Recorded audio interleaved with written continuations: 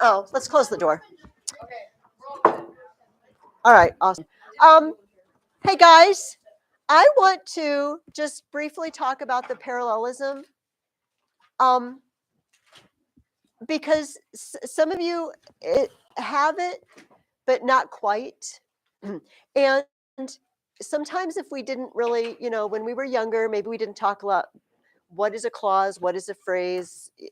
It's confusing. But clauses always have a verb. This is a good rule of thumb. It's a clause if it has a verb. Prepositional phrases don't have a verb, right? So we don't call them prepositional clauses. In the house, on the roof, under the ground. No verb. But clauses always have a verb. So I'm going to read from this example. Let me find. Okay. Let me use this one. Okay. The boat was surrounded by beautiful artifacts, ancient emblems, and objects of wonder. Listen to the triple. Beautiful artifacts, ancient emblems, objects of wonder. Is there a verb there? There's no verb. So what that is the list of three things. But I think this is the thing that got you. It's because you put an adjective with each of the nouns. So you listed three nouns: artifacts, emblems, objects. And then you elaborated on each of them. They are beautiful artifacts. They're ancient emblems. They're objects of wonder. But they're still just three words. That's still a parallelism one. Because it's only really three nouns. You just embellished the three nouns. But okay, so let me, this example. So this was the parallelism two. One night, an angel of beautiful splendor, perhaps the most beautiful ever seen, came to Charlemagne in a dream. All right, this seems like you have three things, but angel of beautiful splendor, no verb. Perhaps the most beautiful ever seen. This one's a trick because it sounds like it has verb. Seen. But seen is a participle. It's an adjective. No one's seeing anything. It's just a seen splendor. And then we have came to Charlemagne in a dream. That's a clause. So it's not really a parallelism. Here's my suggested change. A beautiful angel came to Charlemagne, appeared to him in a dream, and ordered him to become a robber. Three clauses, each has a verb. Does that make sense? So if you think you have a parallelism too, you're not sure. If you're using prepositional phrases, golden. I don't think anybody has had a problem with that at all. If you think you're doing clauses, each of the clauses should have its own verb. Am I doing something funny? Okay. When people are smiling secretly, I always think like there's something wrong with me. Okay. All right. Okay. I'm going to come around and get your paper on the Bayou Tapestry. So you can get those out. I will just kind of slowly. Both. Yes, both paragraphs. Mm-hmm. Oh, okay. Oh, no, that's fine. Awesome. Wonderful. So, you are not the only one that happened to today. Oh, I'm not. I lose things all the time, Xander. It makes me feel better when other people lose things that are right there. I think I got the right stuff on that parallelism too. Okay, awesome. Do you want me to read it right now and give you instant feedback? I didn't have one, or I couldn't write one because I was in Maine. You know what? That is between you and your mother, and not any of my business. Thank you for telling me, though. No, I never know. As long as your mother knows what you're doing, I'm fine. Oh, okay. I will be back. I am collecting papers for a charitable cause. Oh, and you already told me your deal.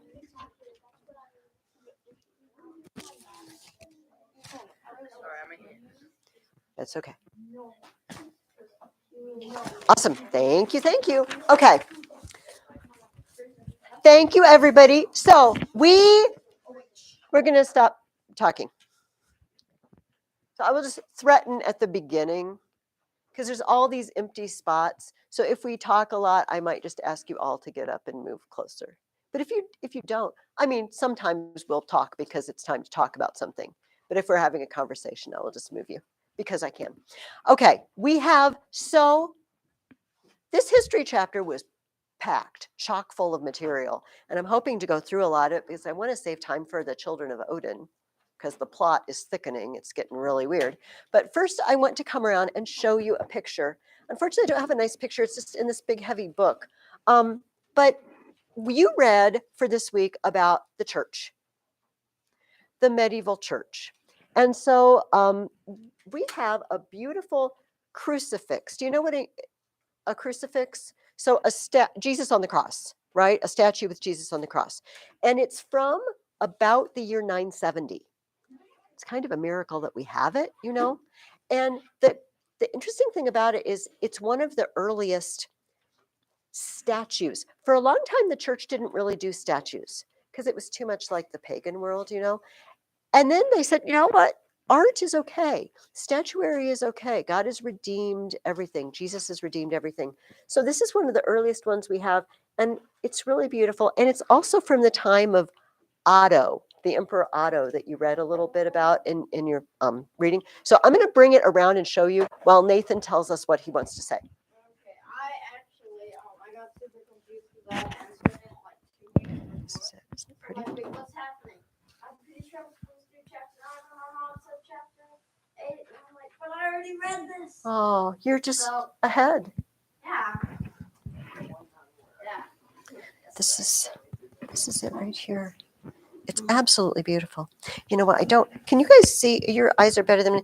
Is there a size in the words below? Does it tell you how big it is? 6'2", 6 feet. It's 6 feet tall. Wow. Oh, okay. Wow, that's that makes a difference, doesn't it? To think that it's 6 feet tall. Dang, that That's doesn't like make as a tall as difference. my dad. I thought that was Then like a Jesus little must thing have you been could like hold in your 4'6". hand.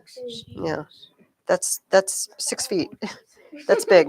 I went to a place in Denver this summer for training called the Augustine Institute, and they had the biggest crucifix I've ever seen hanging from the ceiling with wires. It had to be 20 feet. It was huge. I thought Jesus was slimmer. Say that again, Jonathan. I didn't. I thought Jesus was slimmer. Oh, well, you know what? Nobody knows. Nobody knows, do we? 6 feet tall. This would be impressive in your church. Yeah. It would be a conversation piece, to say the least. It would catch your attention. Okay, go ahead and open your reading question book. Hey guys, woo. Open your reading question book to page 21.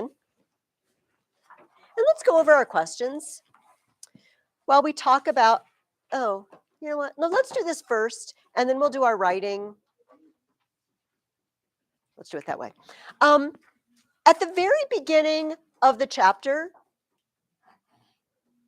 Dorothy Mills says the 12th and 13th centuries were the great period of the Middle Ages. When are the 12th and 13th centuries? What years? 1300. You're both 1100s and 1200s. It's always, we're in the 21st century, and our numbers begin with 20.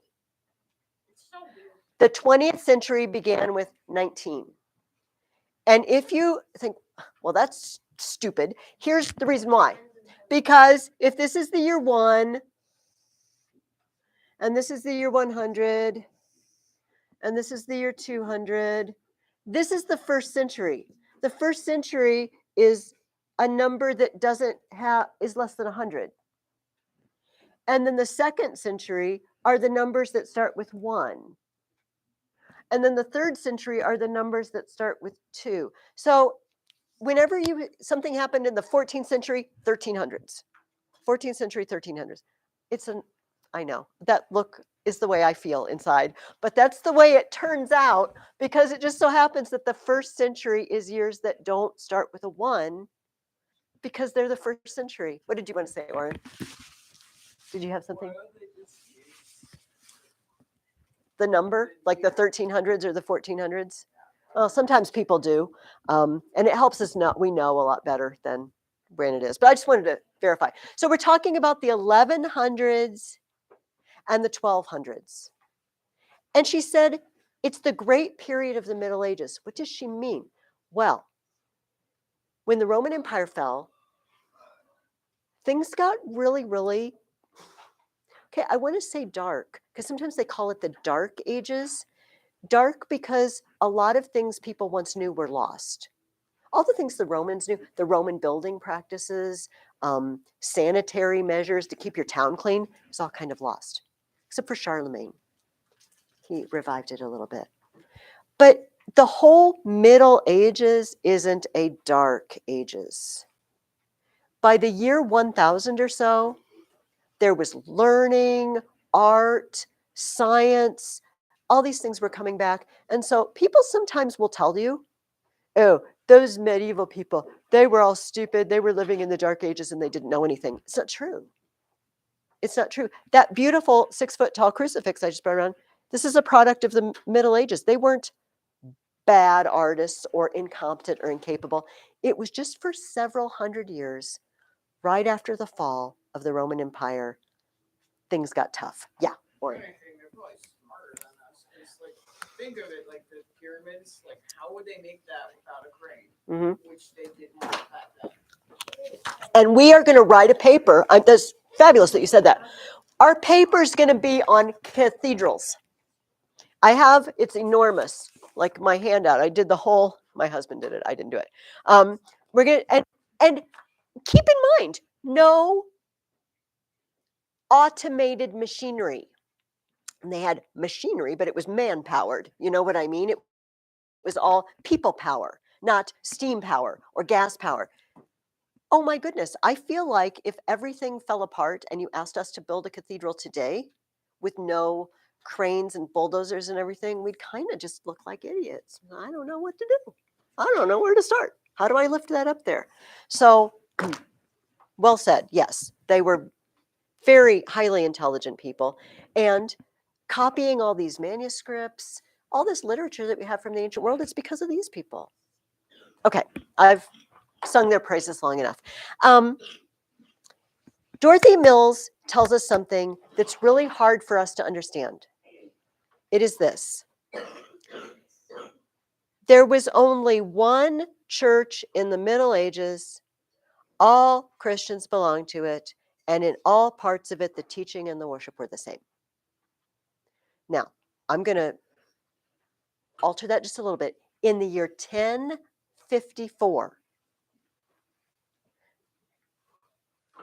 are you guys with me? Okay. In the year 1054, the East Church and the West Church split from each other. I'm not going to go into it. It's kind of a long story. So they formed, the East is called the Orthodox Church, and the West is what we know today as the Roman Catholic Church.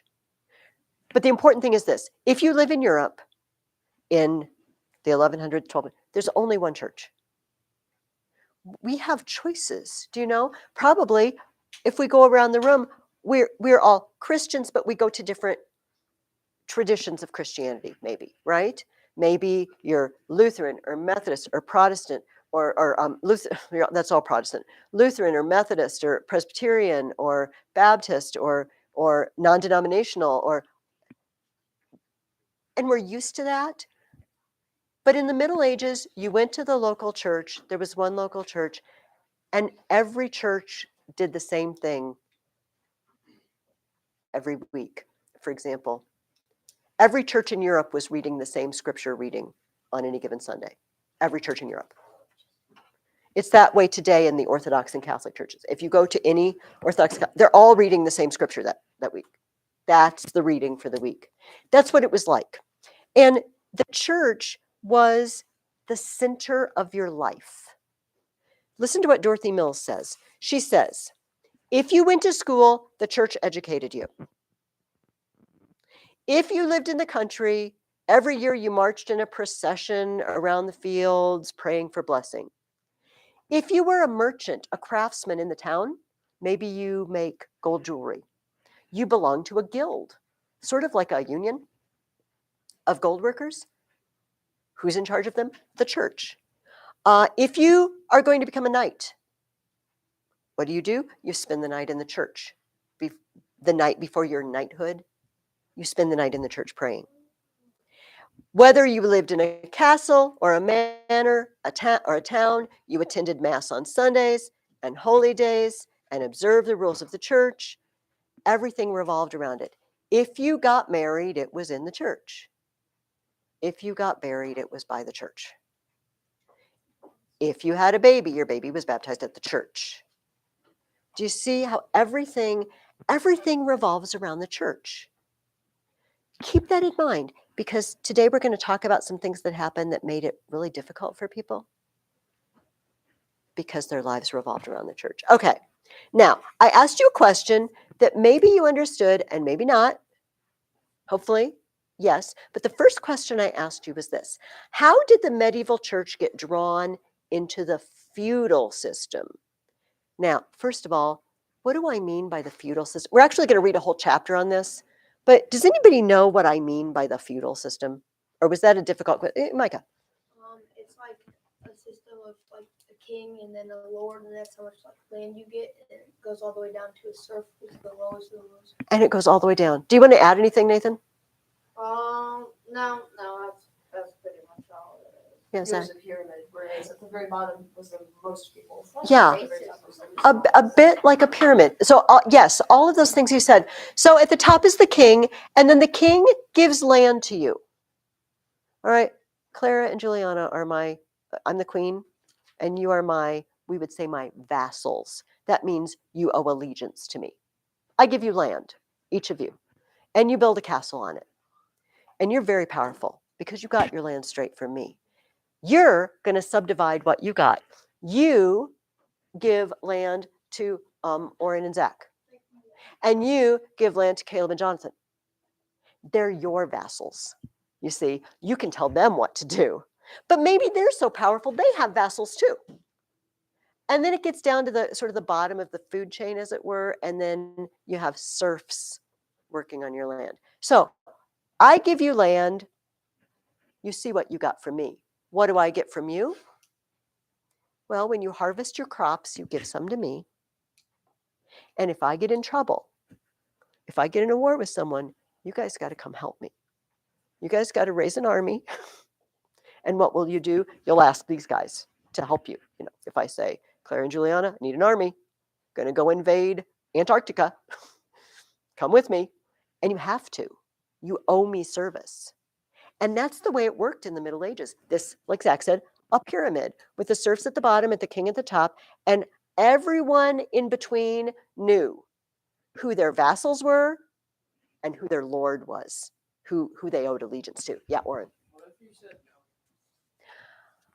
no? That is a really good question, but I suspect there would have been a serious punishment. But you know what the worst punishment of all would be? I'll just take your land away. I'll take your land and your castle away and leave you homeless and destitute. Because I can. Well, not if you're not the king. I mean, see, not your lord. You could come assassinate your lord. And I bet it happened. But in general, there was something else at play, Oren, and it was this: honor. Like, that would be disgraceful. People didn't want to disgrace themselves by saying no. And also, you know what I'm going to say? Coward, chicken, you know, and people would mock you if you didn't do it. So I guess we would say peer pressure made you do it. So here's the question: how would the church get sucked into this system? It seems like the church shouldn't be a part of having vassals and lords. How did this happen? Because eventually bishops became feudal lords and they had vassals. How? They had power, but where'd they get the power? And so the king gives them power. What else? What else does he give them? What do people give them? What do they give? Money and land. Money and land. Here's what she says. In the first place, the church owned a great deal of property.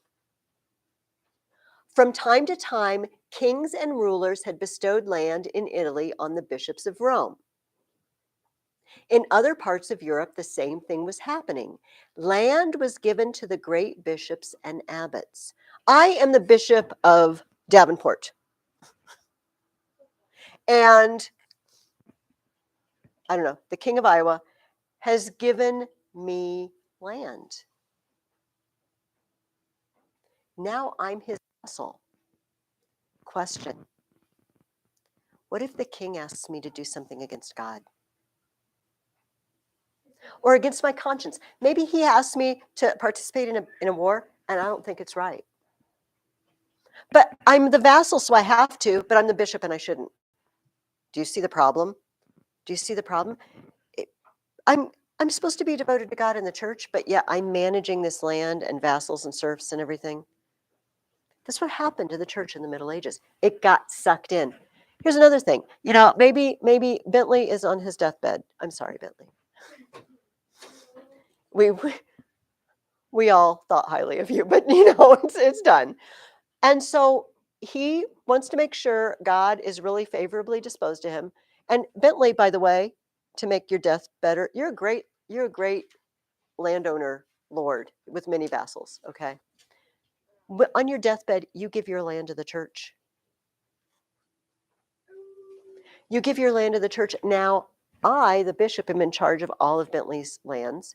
Great. Maybe Bentley told me, I want you to set aside this amount for the poor and this amount for, you know, upkeeping the local church building, that sort of thing.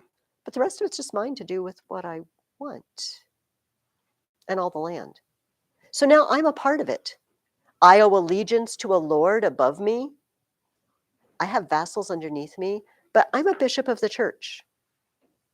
Anyway, this is what was going on. This was the problem. And I asked you the second part of that question, what often happens to leaders when they get wealthy and important? Greedy pigs. That is very blunt, but probably very accurate. Have you guys ever heard the phrase, absolute power corrupts absolutely? Have you ever heard that? That the more power someone gets, the more corrupting it tends to get. So I'm the Bishop of Davenport, and Bentley has given me all his lands, and we gave you a beautiful funeral, just so you know. And you know what? I like it. People sort of bow down to me when I walk by now.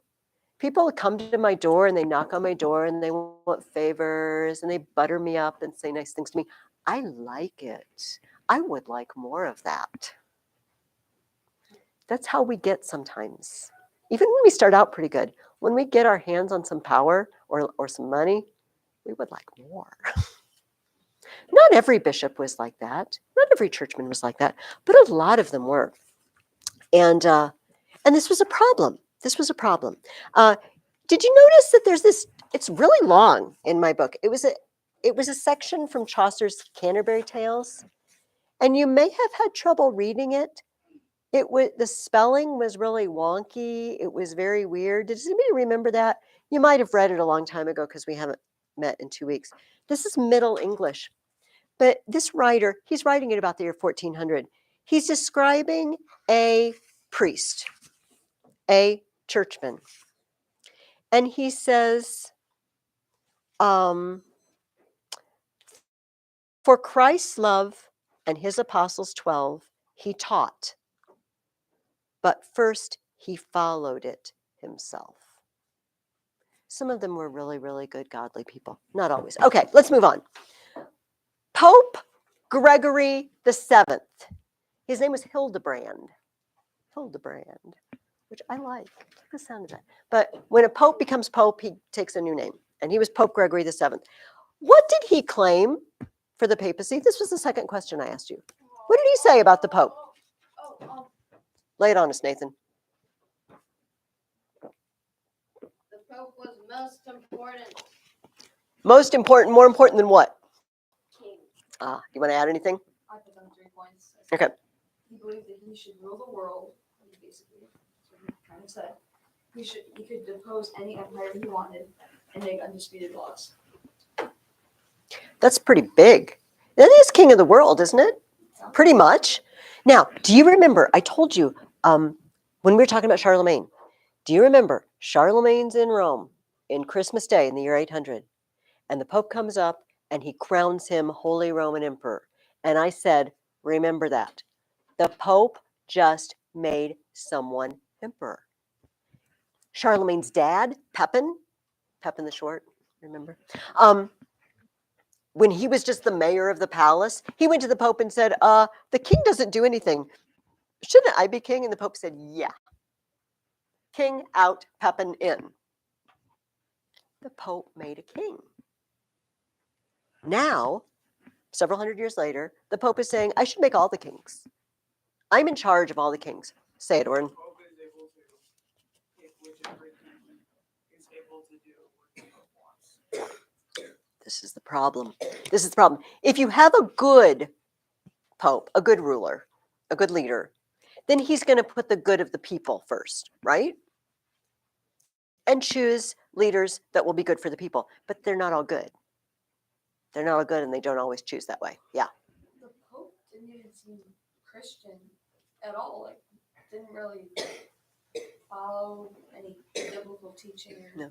Just kind of acted like a huge king of the world. Yeah. Didn't really seem like he minded the Bible, except to go in front of people and say, I mind the Bible. And me.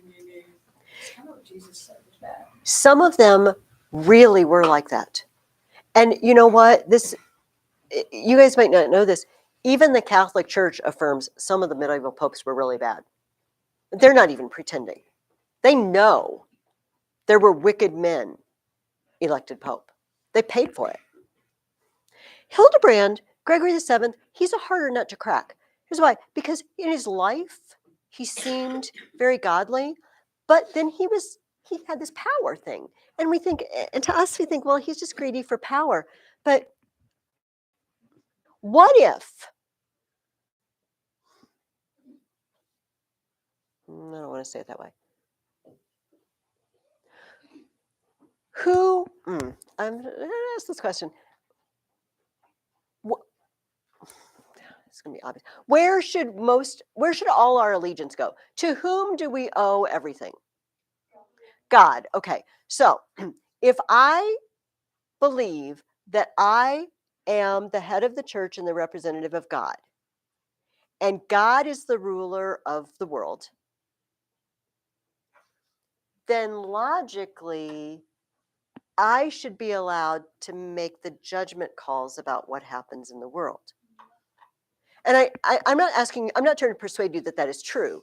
I'm trying to show you that it's not unreasonable if you think about it that way. So God is more important than any earthly king. We all agree on that. So by just a little leap of logic, he said, because that's true, and I speak for the church, therefore I should be in charge of who's king. We don't agree. Popes don't do that now. Nobody wants the Pope to do that now.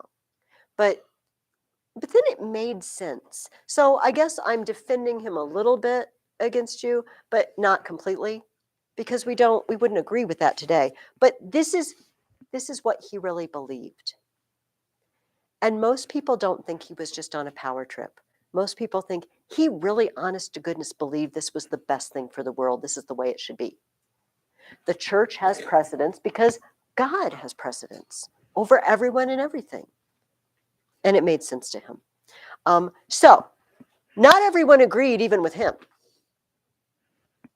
The emperor, there was still a Holy Roman Empire. It was kind of today mostly what we call Germany and Austria and Switzerland, that area. Not so much France anymore. The empire kind of moved over. And the head of that empire was named Henry. Henry IV.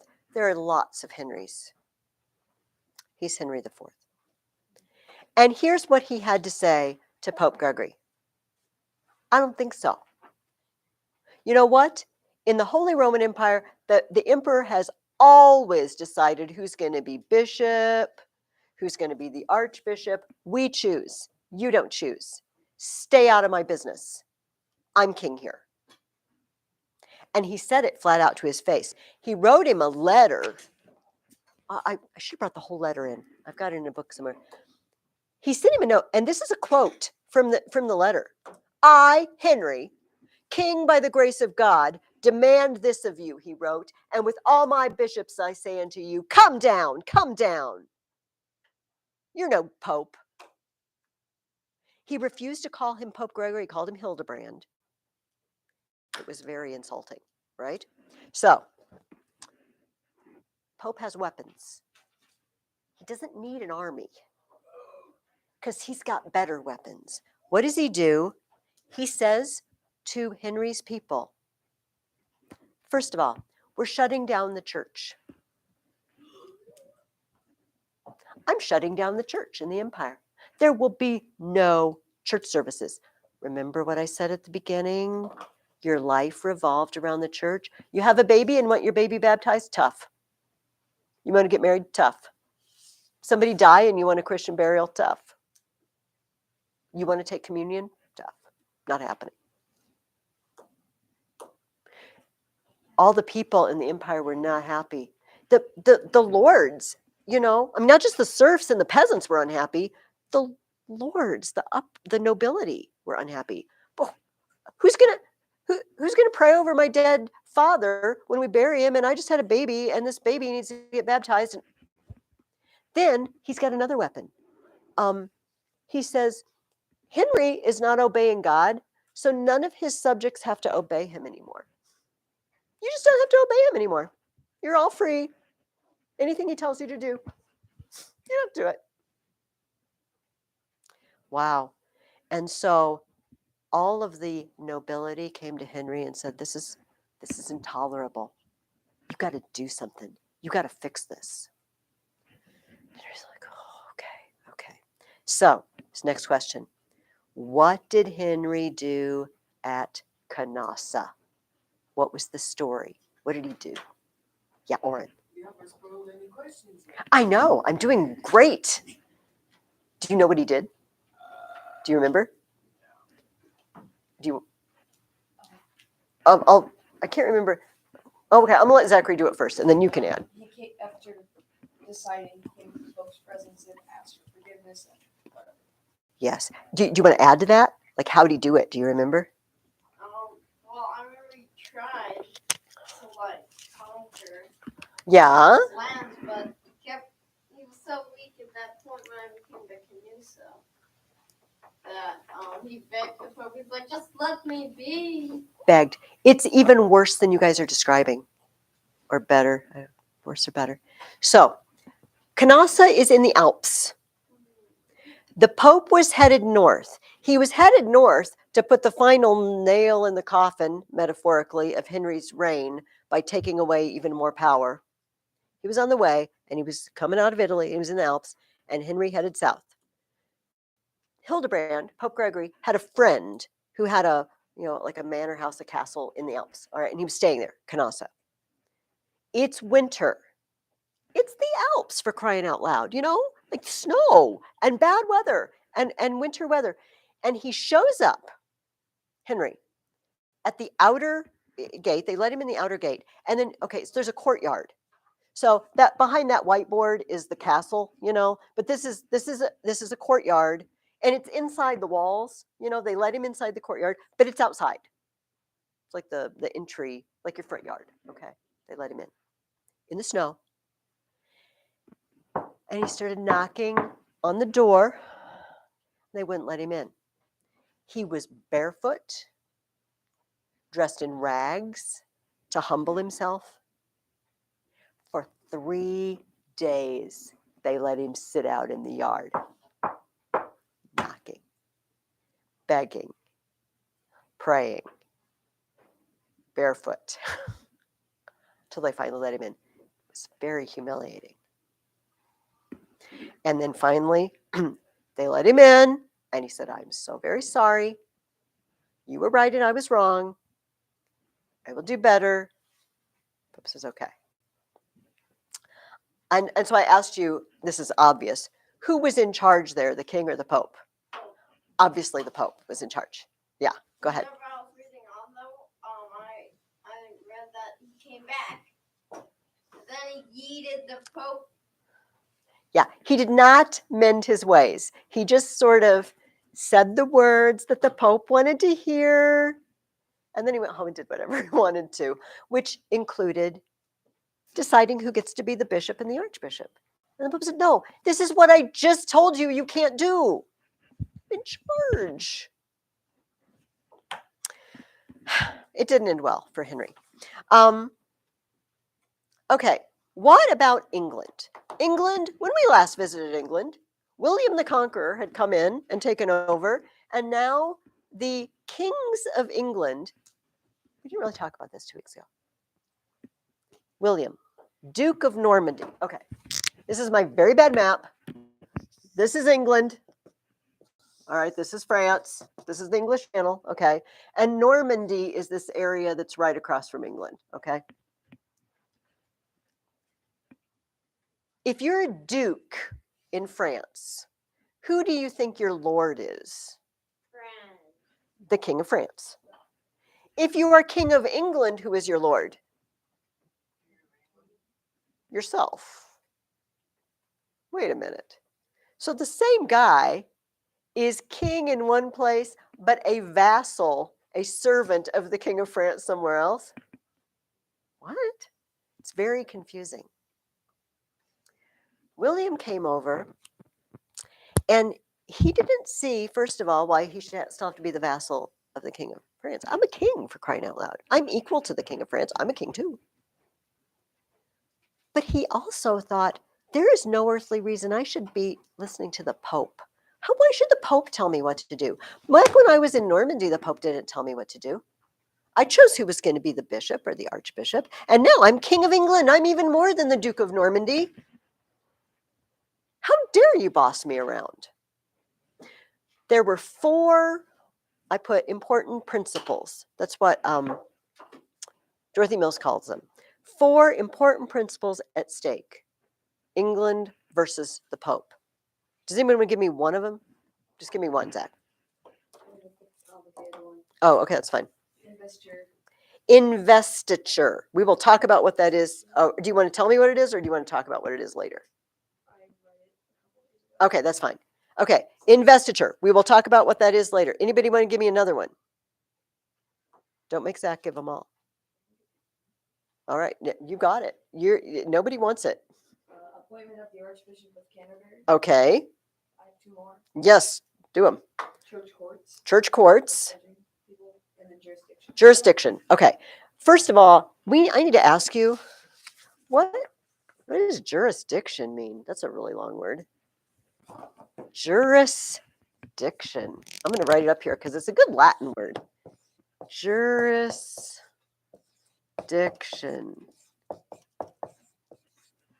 You might not know this one yet. Juris means law or rights or something like that. All right. Does anybody know what the dict part means? Well, I'd say it sounds like dictionary, but It does. And like dictator, do you know the Latin word dico? Have you guys learned that? Dico? It means say. Say, speak, tell. Jurisdiction is a really, really super long word that really just means you get to say what the law is.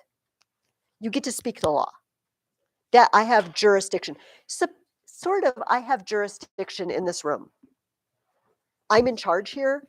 If I want to move you around, I have the right to do that. You know, if I want to just stop class and I have jurisdiction. The King of England said, I have jurisdiction over England. I get to say what the rules are here. I'm the king. And the Pope said, yes, but you're not the highest power on earth. I am, said the Pope. William I was determined to be king. That's William the Conqueror. In fact, as well as in name, and to recognize no one as his superior. 2 forces are coming together. Okay, let's talk about investiture. It's actually the thing I've been talking about a lot, but I wasn't calling it that. It's deciding who gets to be the bishop or the archbishop. We call in. So, what are vestments? Do you know what the word vestments mean? Nope. What's a vest? A coat. Okay, so yeah, like a coat without sleeves. It's an article of clothing. Vestments are articles of clothing. But it came to be the special clothing that important people wear. Like if I'm king, I wear special robes. Those are my vestments. If I'm a priest, I wear special clothes. Those are my vestments.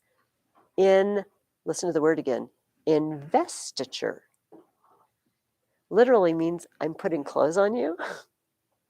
Investiture. But what it really means is I'm giving you the power.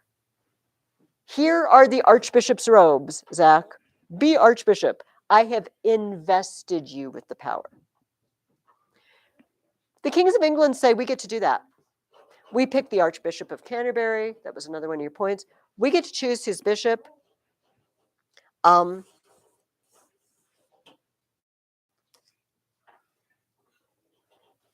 They finally came to an agreement. I'm going to zip ahead. They finally came to an agreement.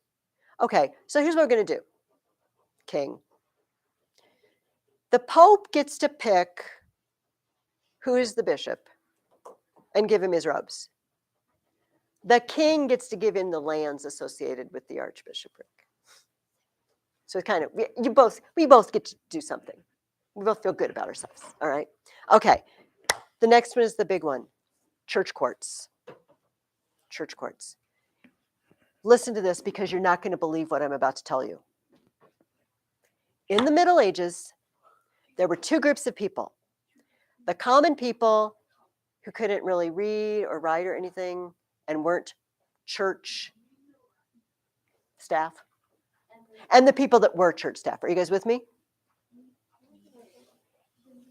And they called the church staff clerics or clerks. Basically, to be a church staff, you had to read or write. Keep records, read the Bible out loud and everything. But it got to be to the point where if you could read and write, you were a clerk, even if you weren't serving at a church.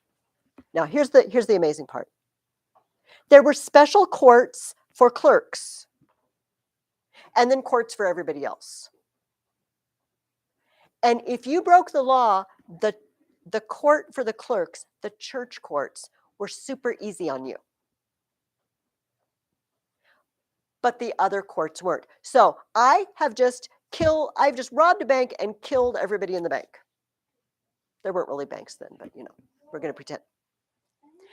And they haul me to the court, the regular court. They're going to hang me. But I say, oh, wait a minute. I'm a clerk. I can read and write, and I did some work for the church. I want you to transfer my case to the church court. Oh, okay. And then I go to the church court and like, oh, do you promise not to do it again? Yes, I promise not to do it again. Okay, don't do it again.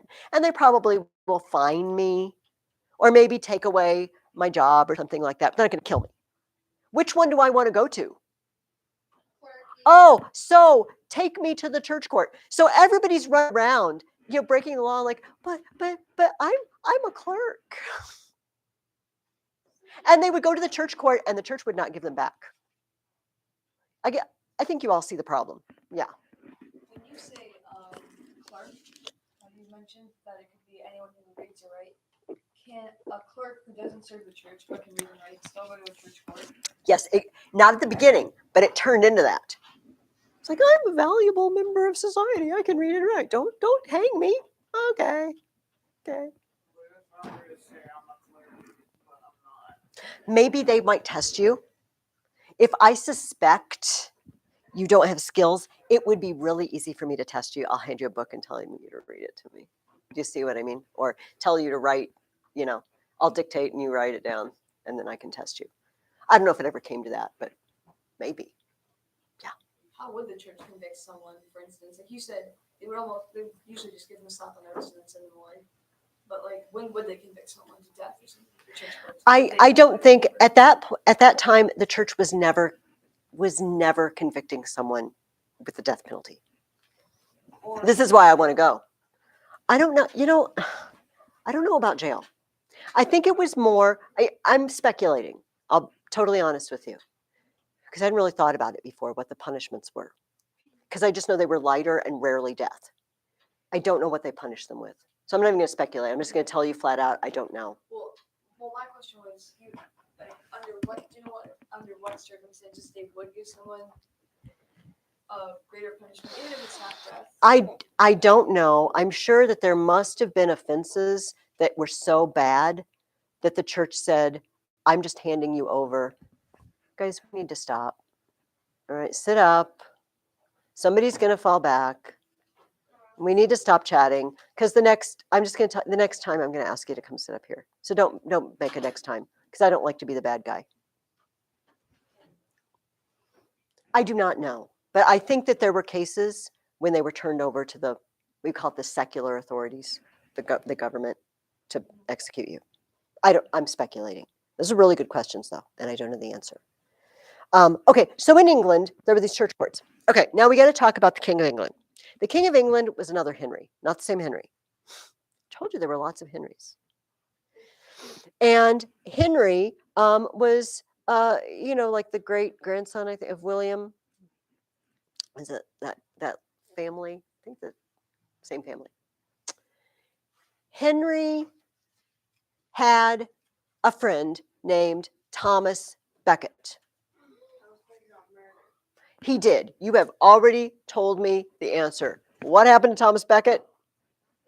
He got murdered. Here's how and why. Thomas Becket is chums with King Henry. They like have parties together and stuff. And Thomas Becket is really smart. He studies law, he studies theology, and Henry says, "Oh, Thomas, you're so awesome. Why don't you be my second in command, my prime minister, my right-hand man?" Great. So Henry is really, really tired of the church having so much power. And he says, when the Archbishop of Canterbury dies, by the way, I keep talking about the Archbishop of Canterbury. Canterbury was the chief cathedral, the chief archbishopric of England from back like the year 600. Many, many years it had already been there. So this was the number one church job in the country. All right, Archbishop of Canterbury. I'm going to make my good buddy Thomas Becket Archbishop because he'll do anything I want. He's my buddy. Thomas, congratulations. You are Archbishop of Canterbury. It's awesome. You're wealthy, great life. And you know what? Nobody knows why, but something happened to Thomas when he was made Archbishop of Canterbury. Something about that. He must have said within himself, this is serious business. I'm a representative of God in England, and I need to act like it. And he became very humble. He gave away a bunch of his money. He started wearing, this is going to sound very odd, but people used to do this. They used to wear under their clothes something very uncomfortable. They call it a hair shirt. No, like a hair shirt, like an undershirt made of prickly stuff. So you were mildly uncomfortable all the time. And it taught you to be patient. I don't like to be uncomfortable even a little bit. When it's really like the car is really cold or it's really hot. My husband has the heat up and it's so hot. I don't like to be uncomfortable. He was uncomfortable all the time. Just to remind him, you are only a human being. Be humble. You're not here to have a good time and enjoy yourself. You're here to serve God. Okay. And you know what? Henry then came to Thomas Becket and said, I don't like this whole church court thing. I want you to start turning these people over to me for punishment. And Thomas said, no. I'm a representative of the church, and that is not what the church teaches. You can't do that. You don't have the power. And you could imagine Henry's surprise. Dude, you're my friend. I thought you were going to do whatever I wanted. Nope, I will not. And so Thomas Becket got banished and he went to France and then they made up and he came back. And anyway, he came back and then he turned right around and he threw out of the church everybody who had agreed with Henry, like all the nobility, he said, "You're out of the church. You can't come to church. No communion for you." And Henry was in France at the time. Why? Because remember, they're still Dukes of Normandy, so they're going back and forth a lot, Kings of England. And he hears this. And the story goes that he was riding with 4 knights of his. He had a little entourage. And he's just complaining, like we do sometimes, sort of grumbling to himself. He's like, "Thomas Becket, who will rid me of this troublesome priest? Who will rid me of this troublesome priest?" And the 4 guys heard him and they took him seriously. And they got on a boat and they went straight to England and they went straight to the cathedral in Canterbury. And they knifed him to death right in front of the altar while he was getting ready for the evening prayers. Oh, yeah, just hacked him to pieces. While the choir and everything is just sitting there. They knock on the door and Thomas like, "Who's there? What do you want? What do you want?" "We are here for the traitor priest." And Thomas said, "No traitor, but a servant of God." And they came in and just hacked him. Okay, so when this got out, first of all, Henry said, "I didn't mean it. I was just grumbling, the way people do, complaining. And it wasn't a message to them to go kill him." People didn't believe him. And they made him go barefoot. It's like the other Henry at Canossa, barefoot in rags and do a pilgrimage to where he was buried, and beat his breast and say how sorry he was and prostrate himself in front of the tomb to say how sorry he was. So Thomas Becket was viewed as a martyr because he stood up for the church and he died for it. He stood up for God and he died for it. Even he was standing up for church court jurisdiction, but he was standing up for the church. So he became St. Thomas Becket. And even today, you can visit the cathedral in Canterbury and you can go to the place where Thomas Becket died. It became a place of pilgrimage. So for the rest of the Middle Ages, maybe I live in a town, 100 miles away from Canterbury. Like, you know what? I'm going to go on a pilgrimage and pay my respects to St. Thomas Becket. And we would go and we'd have a group of people that would go together and go to the cathedral. So in 1984, I got to go. And you go into the cathedral and there are stairs that go down. And you go to the bottom of the stairs and there's a plaque that said, Here died Thomas Becket, and it tells the story, all right? But the thing about the stairs that go down, it's all stone. But people have been going there to visit it for 1,000 years. And the stone is worn away. Like the footprints, there are dips in the stone. Because people tend to walk in the middle. Do you know what I mean? Not on the sides. So it has worn from feet. Traveling to visit Thomas Becket's murder site, it's worn, the stone is worn down. It was amazing.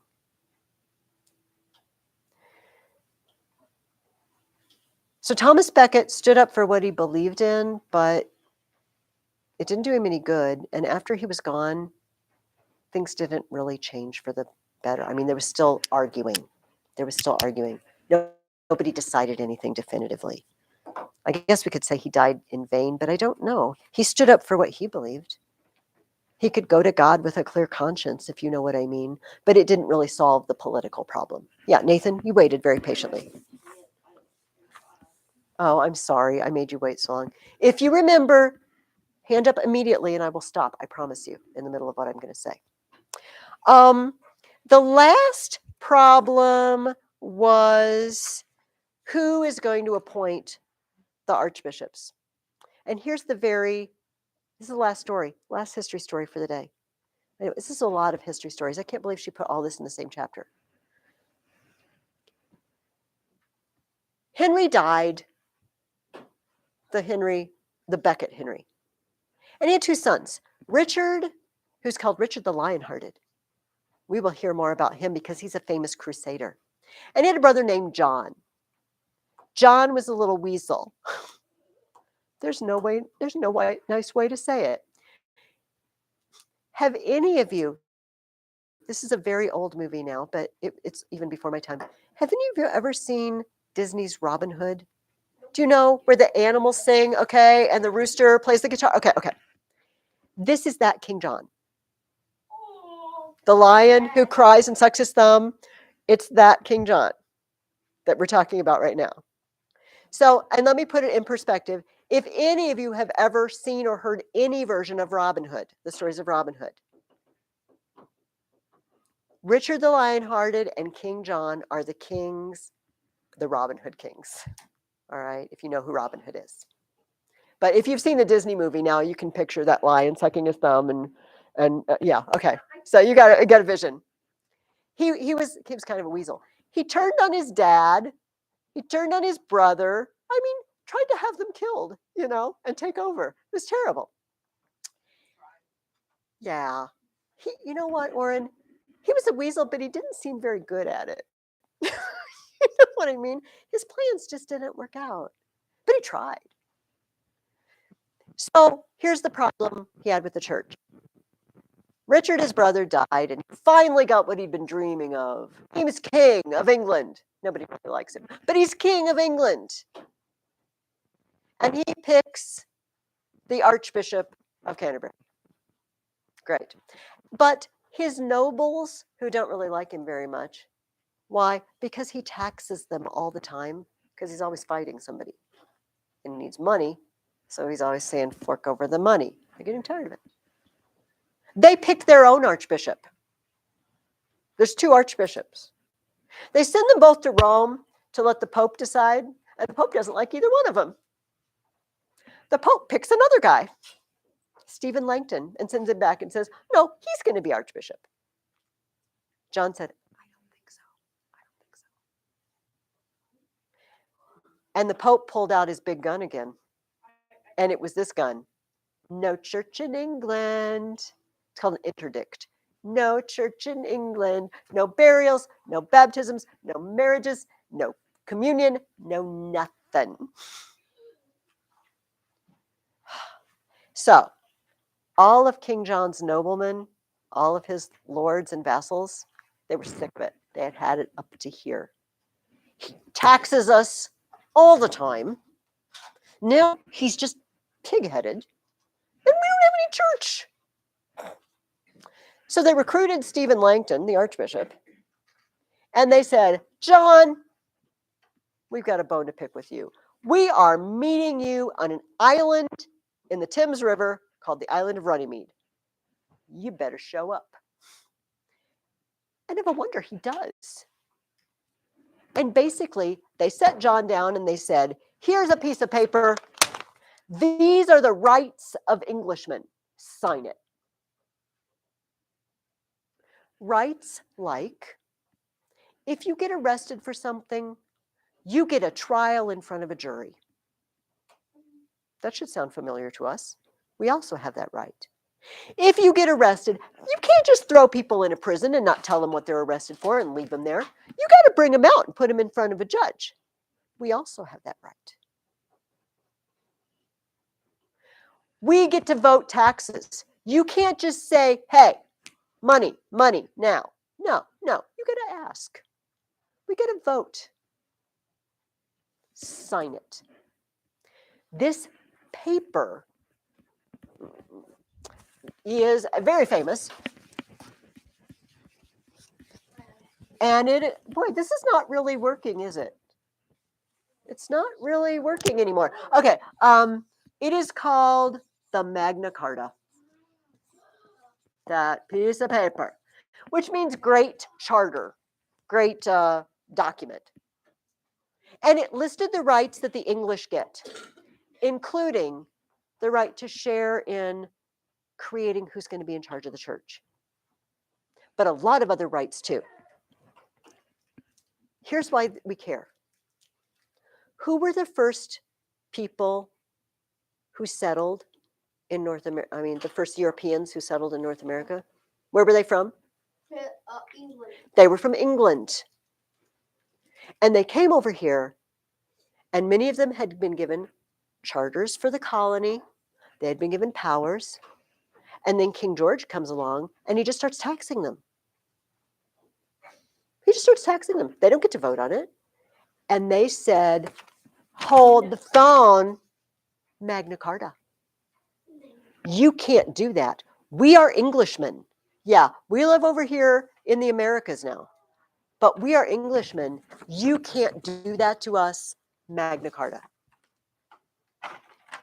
So we are all, everybody in this room, everybody that lives in this country is connected with King John. Stuck on that island in the Thames River, signing that paper that he didn't really want to sign. And by the way, he tried to weasel out of it almost immediately. Like, oh, I didn't mean to sign it. They made me. They threatened me. It was too late. Nobody cared. They enforced it. Okay, I'm going to let Nathan do it first because last time he forgot. How did the name America get named? There was a man named Amerigo Vespucci, and he did a lot of map making. And had his name on a map, and then somebody saw it, and I was like, oh, that's the Americas, apparently, named for this guy, which is, I feel like it should be the Columbus by rights. I feel kind of bad for Columbus, although there are a lot of towns called Columbus, so I guess he got He something. gets it. But Amerigo Vespucci, yeah, Zach. Two things. I always heard it. Like the reason it was called America is because Amerigo Vespucci was the second guy to come to America after Columbus. Oh. Anyway, and so This may the second be guy, no true. one's gonna remember you because no one thinks about the second guy. Nobody cares about the second guy. What? Nobody cares about the second guy. This is So true. was the second mission to the moon. Anyway. Other than traveling around and map making in the New World, I'm not sure what his itinerary was, so that very well may be true. I'll name it America because then everyone will remember me. Yeah. I think it was someone else that just saw his name on a map, but that would have been a good plan. No, Oh, go ahead. America. Oh, okay. My original question was, so he signs the Magna Carta, right? Mm-hmm. Mm-hmm. Okay. And then people are like, hey, Magna Carta, Magna Carta. Why would he listen to that? He's the king. He has an army. He can do whatever he wants. Yeah. Yeah, I signed my name to this, but who cares? You guys are just dorks. Well, two reasons, but I don't want Nathan to forget what he's. Or do you have an answer? I do. Okay, go for it. Some don't really care about him now. He's been so mean. Okay, that is number one. We don't like you anymore, King John, and we're just not going to do what you say. Problem two, the Pope is on our side. Oh, we did. See, they had the Pope on their side Okay. because Stephen Langton, that Archbishop that the Pope made, he was in charge of the embassy that made him sign the paper. Oh, and then another question. Yeah. Okay, go for it. Who is the Pope signing? We talk about the Pope. Oh. Like you said, he has a second weapon, like the indiction. Mm-hmm, mm-hmm. But he has an army. Like, So how does he enforce it? Is that your Who is question? his army? Like, because he doesn't own a kingdom. I mean, yeah, he's in Rome, but First of all, he sort of does own a kingdom at this point because a lot of Italy belongs to the Pope at this point. He has his own vassals. So they called the Papal States. And even back Charlemagne's time, they had given land to the Pope. If you remember, Charlemagne went down, maybe you remember, and there were guys named Lombards, and they were rampaging, and they like kidnapped the Pope and tried to cut out his tongue and poke out his eyeballs, and it was all very gross. And and Charlemagne came and saved him. And then he said, oh, Pope, I'm going to give you all this section of Italy that I've conquered. Now it's yours. So he actually had feudal vassals that he could raise an army with. He had knights, but also forces from other countries would come fight for him because they wanted, this isn't a very nice way to say it, they wanted to stay on God's good side. Like they wanted to be on the Pope's side. So if he said, we are going to go fight against the King of England because he's a rotter and he's not obeying me, all the other countries of Europe would have contributed troops to show that they're with the church and they're with the Pope. Does that make sense? was there ever an all-out war against the Pope? Like one major one. Like, okay, this is like we may have these little disputes, but like there's this big war where the Pope has to bring out his armies and make the king of whoever in battle. There were more than once in the later Middle Ages, and popes who died in battle popes who were driven from the papal palace and massacred or shoved into prison until they died of sickness and hunger. Yeah, sometimes it got really ugly. Italy, for a lot of the Middle Ages, Italy wasn't really Italy. It was made up of Venice and Florence and Milan, and they were each their own little kingdom, and they were always fighting each other, and the Pope was always on somebody's side. And so there were popes who, honest to goodness, put on their armor and went out to battle. Yeah. All right, did we cover all the questions? No, I don't. All right. So the common thread, hopefully, it was the church had power. King John wouldn't have signed Magna Carta without the church's power behind him. Henry would not have knelt in the snow barefoot for 3 days at Canossa without church power. And the church had power for 2 reasons, just to recap. They were part of the feudal system. They were feudal lords. They had vassals and servants of their own. And the second reason that was in my brain has just flown out of my brain. I hate it when that happens. Oh, I'm not sure this is what I was thinking, but the Pope had power to revoke church services. He had a secret weapon. Wasn't secret though. It was a very open weapon, but it was a tough one. And so, because people's lives revolved around the church, they were desperate to have the church's favor. Okay, this was a really hard day, guys. You were really good about this. This was a lot of historical information packed into one chapter, more than I would have liked, but we got through it. And hopefully it made sense. I would like you to read chapter 9, but before we met the first week, I asked you to read the first part of chapter 9. It was monasteries and Benedict and all of that because it kind of went with the first part. So we're reading chapter 9, but only parts 2 through 4. I'm just gonna read part 1 because I can quickly. You know what? You march to your own drum, Nathan. If you've gotten ahead and read the wrong things or read ahead, go for it.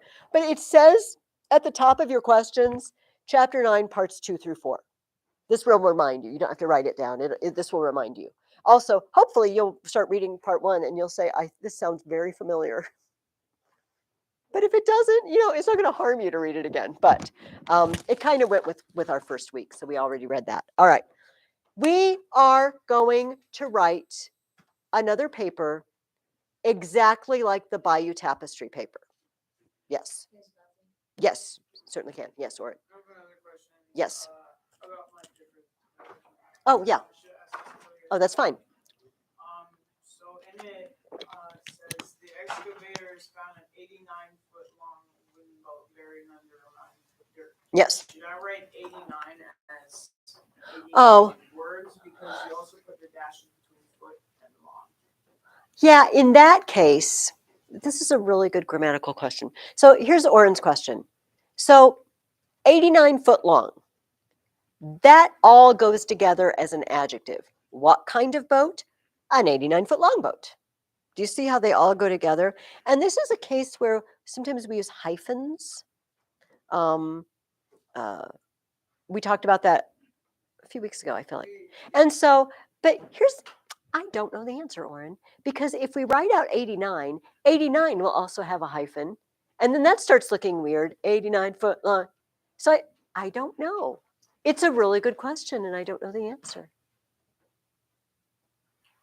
Christy, do you have any feeling about? Well, I've heard basically numbers under certain, like under 20 or something. Oh, yeah. Be in words, But then above that, unless it's like 80, and it's only a one. I don't know. because it becomes awkward at some point. There's some rule-ish out there, but I don't know what it is. Okay.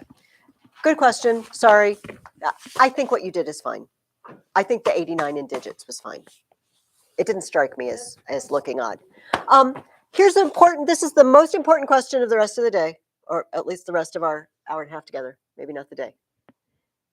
Did anybody have trouble with that Bayou Tapestry paper? Nope. Was it hard? Nathan? The first battle of Hastings one I wrote about super long. Okay. So, yes. One, it's like half of the page and it's so small. It's okay. Yeah. So here's the thing. When we have too much information, it's brutal, but sometimes we have to trim and it's hard. It's so hard. It's so hard. And when we have a lack of information, sometimes we need to not be so compact in the way we deliver it. Do you know what I mean? I feel terrible because I'm telling you to stretch it out, but it's a skill that we need sometimes. Sometimes we have too much and we have to trim. Sometimes we have too little and we stretch it out a little bit. Maybe, Nathan, you didn't find enough things interesting. But there's another possibility. Maybe I gave you a bad source. Maybe your source just didn't have enough information for you. This is going to happen. If you're in college and you're doing a paper, you're going to get books from the library or do research somewhere, and sometimes there's not enough information. You're going to have to alter your topic slightly, or you're going to have to get more sources because the thing you wanted to write about, that source isn't giving you enough. So if it's my fault, I'm sorry. If it's your fault, I'm sorry. If we're looking up sources, or like if we're trying to find sources, I know there's a bunch of sources that are in other people's beliefs. So like if there's like a story about Adam and Eve, and they said a rock deceived Adam and Eve. Oh, yes. But, like they believed that, but it wasn't the truth. How do we know it's the actual or the? How do we know that's not a legend? Yeah. Okay, so I'm not totally sure I understand your question, so let me say it back to you to see if I do. If I am researching a topic and it says something that is flat out theologically incorrect, how do I know whether to trust that source? Is that your question? Yeah. Well, here's what I could do with it. I could say, according to whoever, and let my reader decide. Or if I feel very strongly about it, I may reject that source as not being reliable in my opinion. Does that make sense? So if you inform your reader that is not necessarily your opinion or your story, but you tell them whose story it is, then I don't think that would be wrong. But if it makes you uncomfortable, then you should reject it. Does it? Because people might have some things wrong and some things right. We don't think that the Greeks are theologically right, but they do have a story about the world being destroyed by a flood, which really happened. So, do I not trust them at all? Or do I say, oh, even the Greeks, even though I don't agree with a lot of their gods and goddesses, they had a story about the flood. That seems like a good source to me. Does that? Yeah, that makes sense. Are you okay? Okay. Okay, when you say if you're writing about a topic that you don't, and then you get a source that you don't believe in, or just you're writing about something, and in that, let's say it's a big book, and in that book it has something that I you mean, yeah, kind of. What my question was, how can I trust a topic or A source. So, Jaden, this is an example, and maybe it will help you. So, I'm just, for my own interest, I'm reading a book about several chapters of a book about the history of language. And it starts out with like millions of years ago and prehistoric man and all of this. And I don't personally believe that. I believe the first human beings were fully capable of language but there is a lot of interesting information other than that in this book. So I read that and I think, okay, I understand where this author is coming from and what they think. But when they start talking about how, I don't know, how we trace everything back to one Indo-European language, that seems legitimate to me when we're talking about historical periods. So I don't feel like I want to just reject that book completely, even though, okay, the author has told me where they're coming from. They're coming from an evolutionary perspective. Got it. But I still want to know what you have to say about the development of language in languages that we can read, you know, in the world. So I don't know if that helps you, but Oh yeah. okay. All right. Nathan, what do you have? So like whenever I'm watching National Geographic episodes on Disney, it says that millions of years ago these creatures I know. evolved from a single organism. I'm like, well, that's not true. And then they go on to describe the types of species and like the different characteristics, I guess. Mm-hmm. Some are brown, some are green. Then I'm like, all right, that's true. But That's true. it's not like. Yeah. So it's always good to know what your source's perspective is. Is it a Christian or a non-Christian source? Where are they coming from? And then, I guess what makes your question hard is maybe there's no rule that we can make. It sort of depends on the source. It depends on the topic. If you're writing about God, you probably don't want to listen to a non-Christian source. That's not a helpful or useful thing.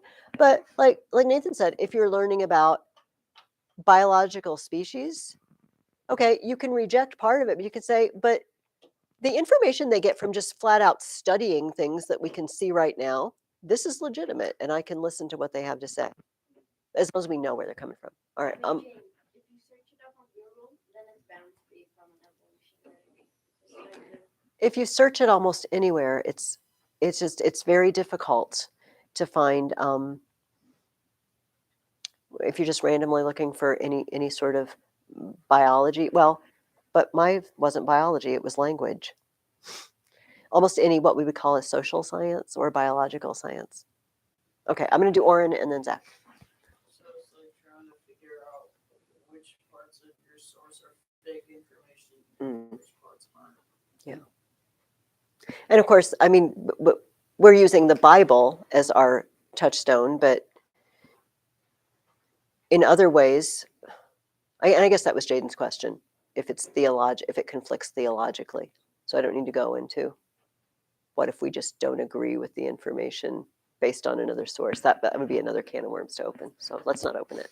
All I was gonna say is, my dad says it's good to learn from people who disagree with you, but not good to learn from people who hate you. Mm. So like, if you read a book that's about just Christians are completely wrong, this is where you don't want to read those. But if it's like something like, okay, here are my reasons for this, then you should read that instead as a source.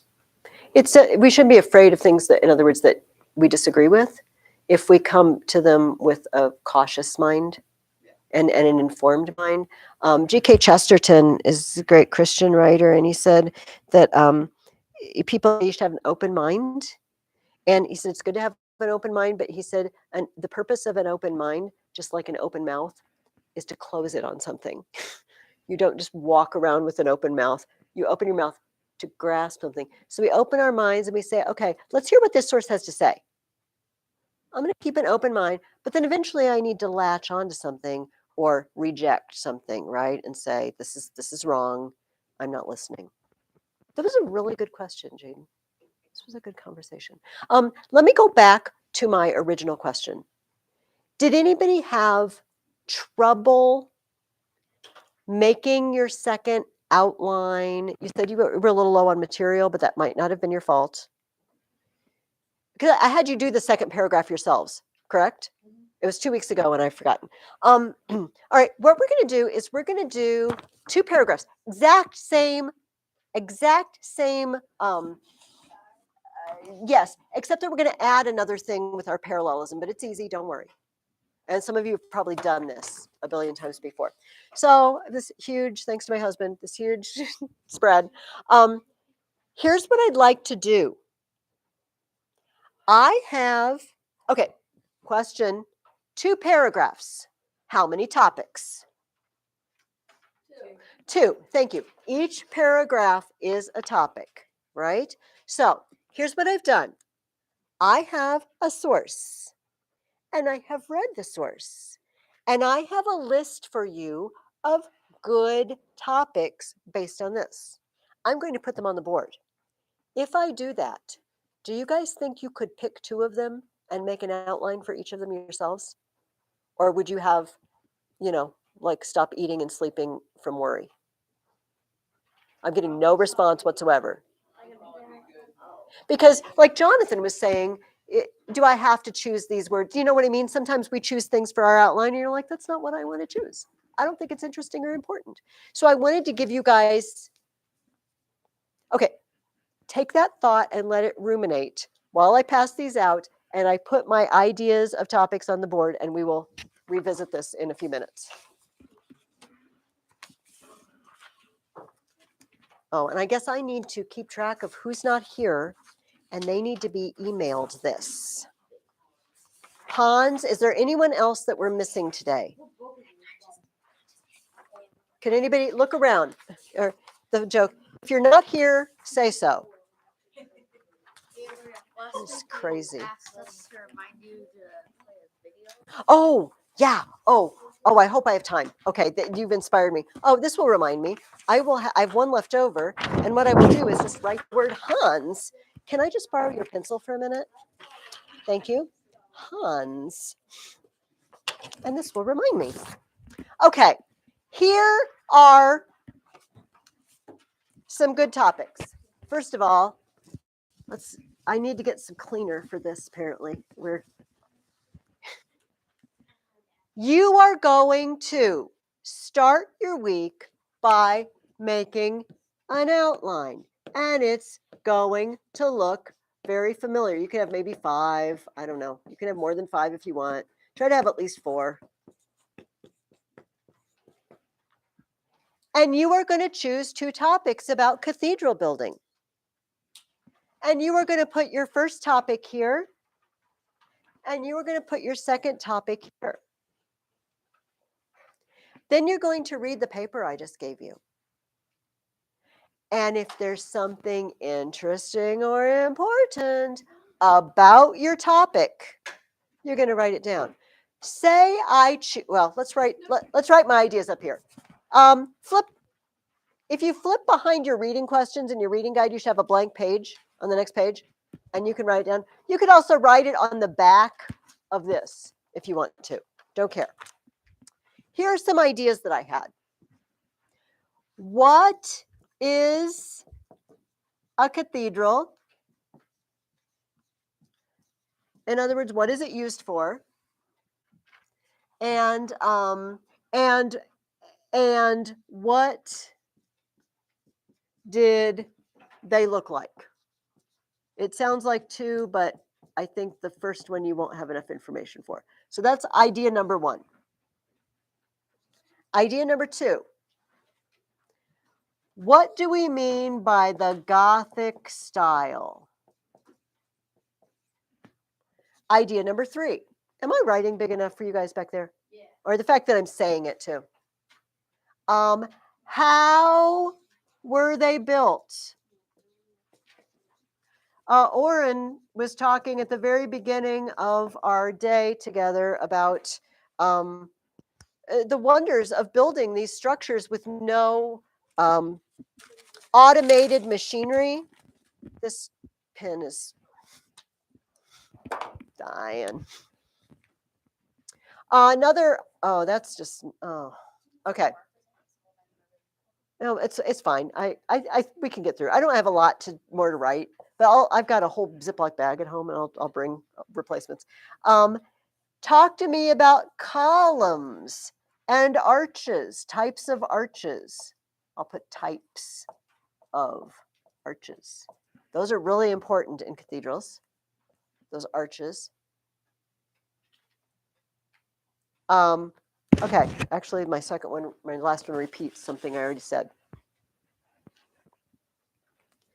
Those are 4 ideas. How many do you need? 2, only 2. So I don't care if you read the paper first and then choose, or choose and then read the paper. Maybe 2 of these just sound amazing to you. Like, I so want to write about that. If so, put one of them here and one of them there.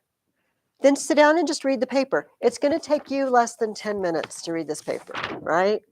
This is not very much. And as you do, jot down anything interesting or important about the topics that you chose. But if I chose columns and arches, I'm not going to write down information about where cathedrals are. That doesn't have anything to do with columns and arches, right? I'm going to try to keep the information to my topic. Some of these overlap. Do you see that I could pick how were they built, and I might talk a little bit about columns and arches? If I talk about columns and arches, I might need to talk a little bit about how they built them. Do you see? They might overlap a little bit. Does what I just said, does it make sense? Yep. Do you completely follow? Are you good? Because honestly, we can do some outlining together if anybody in this room feels like they need it. I don't want to send you home not feeling like you can do it. But if I do it this way, you get to choose what you want, not what I make you choose. And we have done, this is our third one. Do you have any questions? Okay, then I'm going to say, you can do this. However, if you start working on it and you discover you can't do it, I don't know what to do. I'm stuck. Would you please call or email me? Don't wait. But if you wait and you call or email me next Tuesday, I will know you didn't look at it at all. I will know. Now, I want you to put parallelism 1 and parallelism 2. We're getting to be pros at that. The new one, I promised you it's easy. And you IEW people have done this bajillion times. It's the strong verb. Yay for strong verbs. We just put SV in the margin. Yes, put SV. You can label it SV. For those of you who have never done this before, let me explain what I mean. Some verbs are wimpy.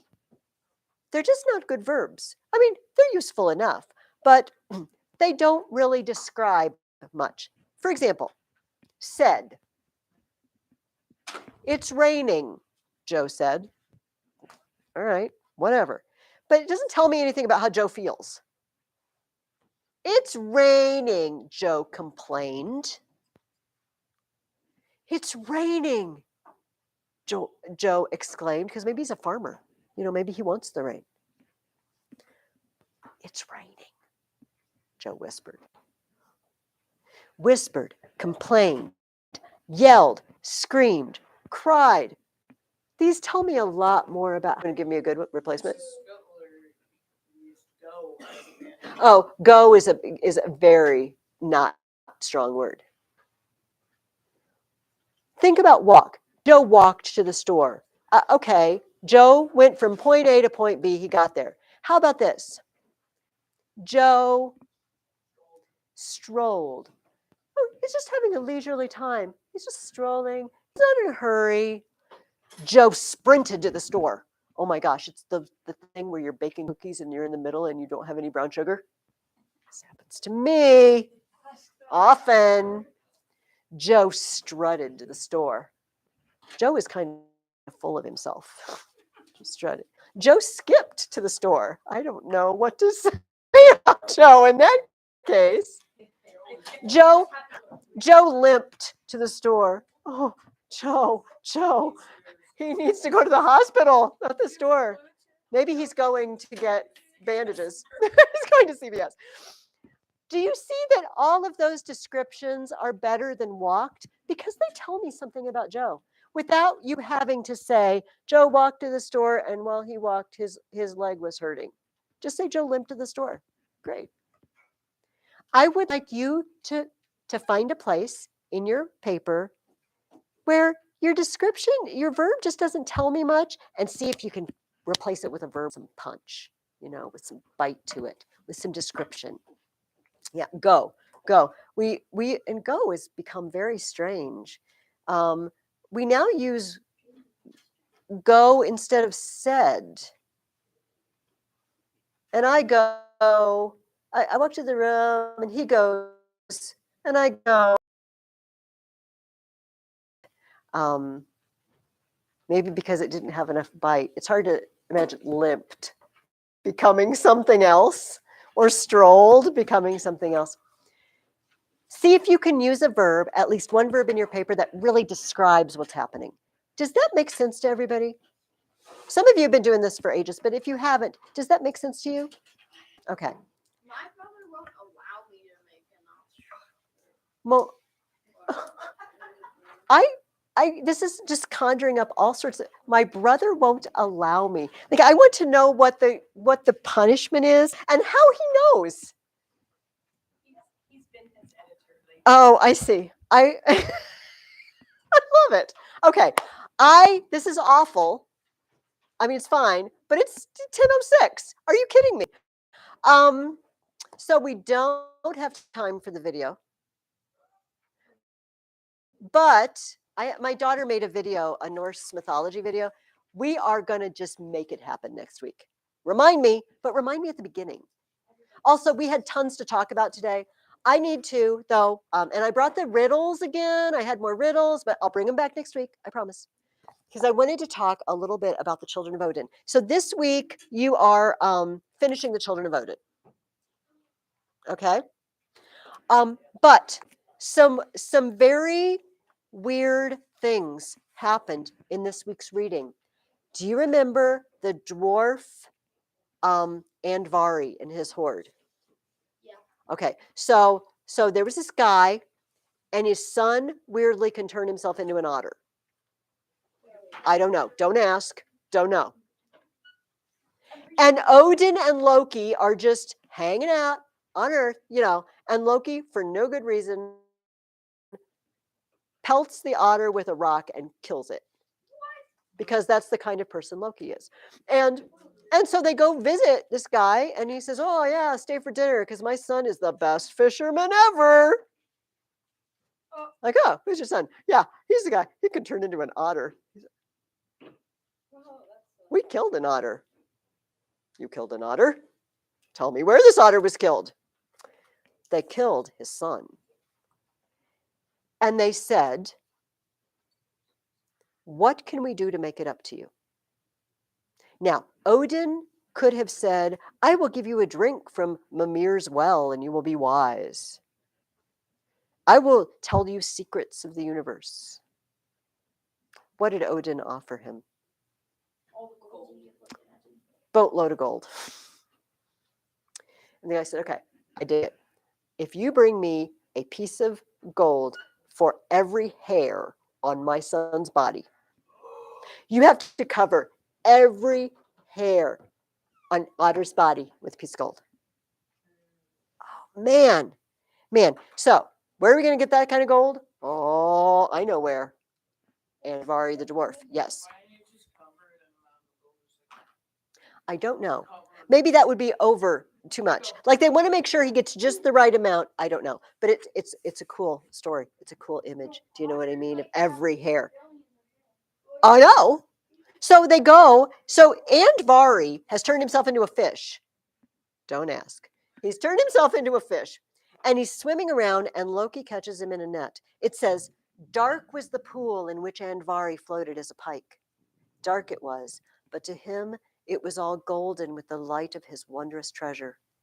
For the sake of this hoard, he had given up his companionship with the dwarfs and his delight in making and shaping the things of their workmanship. For the sake of his hoard, he had taken on himself the dumbness and deafness of a fish. Andvari is under a spell. We call it greed, don't we? Andvari loves his treasure. I don't need friends. I don't need my normal shape.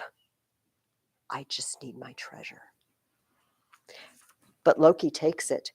And among the treasured items is a ring. And Loki just sees the ring. He sees Andvari try to slip it. It's like, fork over the ring. And Loki takes it, puts it on his finger. It was the most precious thing in all the hoard. Had it been left with him, Andvari would have thought that he still possessed a treasure, for this ring itself could make gold. It was made out of gold that was refined of all impurities, and it was engraven with a rune of power. It's a magic ring. Makes gold. And so they go to Otter's father and cover it, and his dad's looking. And I already don't think very highly of his dad because instead of mourning Otter, he's checking out every hair. I want to make sure there's gold. Oh, you missed one. You missed one. There's a hair. And like Loki, take the ring off your finger. All right. Funny how there was just enough gold. It is funny, Owen. Just enough gold. And something happened. When they claimed that gold, they also claimed something else they didn't want. Golveig the witch came into Asgard. She follows the gold. Now, here's my question. When Golveig comes, the Asgardians get kind of weird. They get rude, and they want things that belong to other people. They're unhappy. They live in Asgard, for crying out loud, but they're unhappy. What is Golveig? Like if she were something personified. Do you know what I mean? What is it that comes into a place and makes everybody want more? Makes everybody not happy with what they have? Greed. Greed. Come on in, Golveig. Come into Asgard. Greed. And it does something to the gods. It says, far away was Loki when all this was being done, because they killed Golveig. They killed in Asgard, in anger.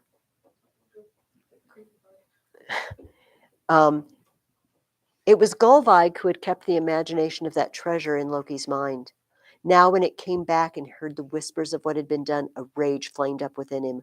For Loki was one of those whose minds were being changed by the presence and the whispers of the rich Golveig. His mind was being changed to hatred of the gods. Now he went to the place of Golveig's burning. Oh, it is the nasty part. All her body was in ashes, but her heart had not been devoured by the flames. And Loki, in his rage, took the heart of the witch and ate it. Oh, black and direful was it in Asgard the day that Loki ate the heart that the flames would not devour. Loki goes bad, doesn't he? And listen, and he was already a problem child.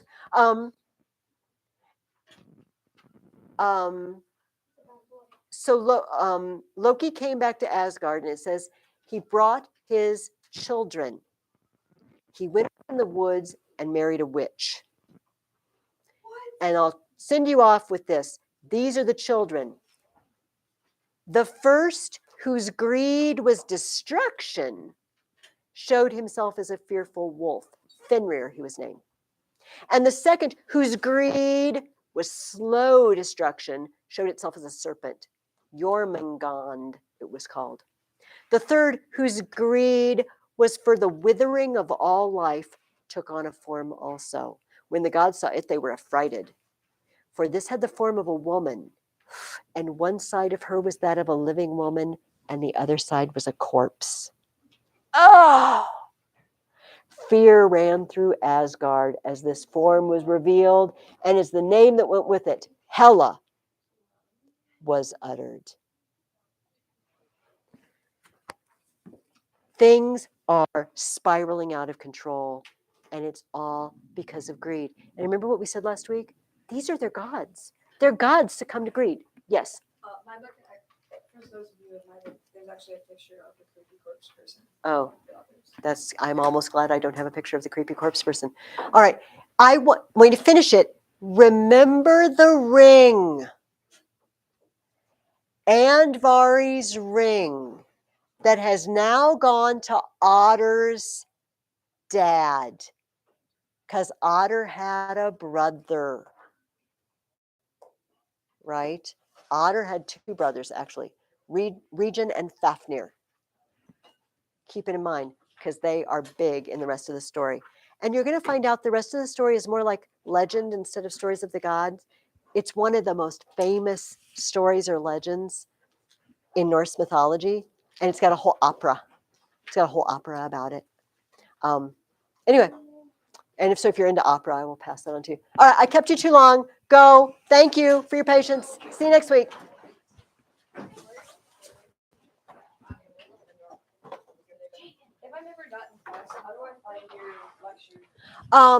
Your mom knows.